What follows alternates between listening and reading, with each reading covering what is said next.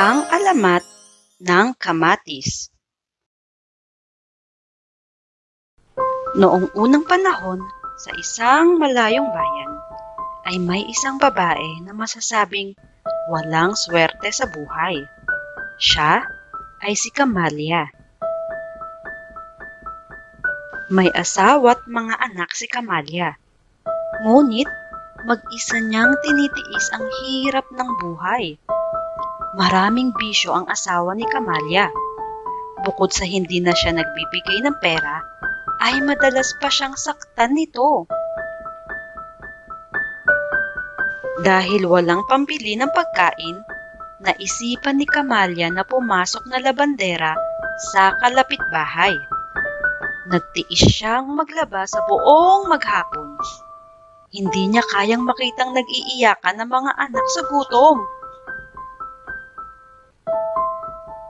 Nang malaman ng kanyang asawa ang paglalabandera niya, ay palagi nitong kinukuha ang kanyang pera at inuubos lamang ito sa alak at sugal.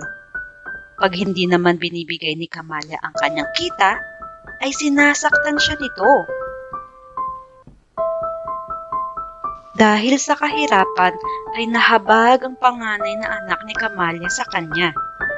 Kung kaya, napilitan siyang magtrabaho.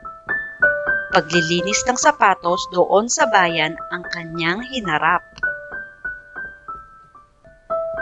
Nang matuklasan ng ama na kumikita rin ang anak, ay kinuha rin niya ang pera nito. At gaya ng nakaugalian, inuubos din ito ng ama sa sugal at sa alak. Dahil dito, madalas na hindi kumakain ang mag-iina. Dahil sa patong-patong na kahirapan at labis na panghihina dala ng matinding gutom, ay nagkasakit si Camallia. Hindi nagtagal, ay namatay siya. Bago nalagutan ng hininga, nagbilin ito sa mga anak. Binilin niya na ilibing sa kanilang likod bahay ang kanyang labi. Hindi nagtagal, may tumubo roon na isang halamang ang bungay mapupula. Nagtaka ang lahat sa nasabing halaman. At nang kanilang subuking tikman ng bunga, ay nasarapan sila. Dumami ng dumami ang nasabing halaman. Ang bunga nito ay naipagbibili ng magkakapatid sa mga tagabayan.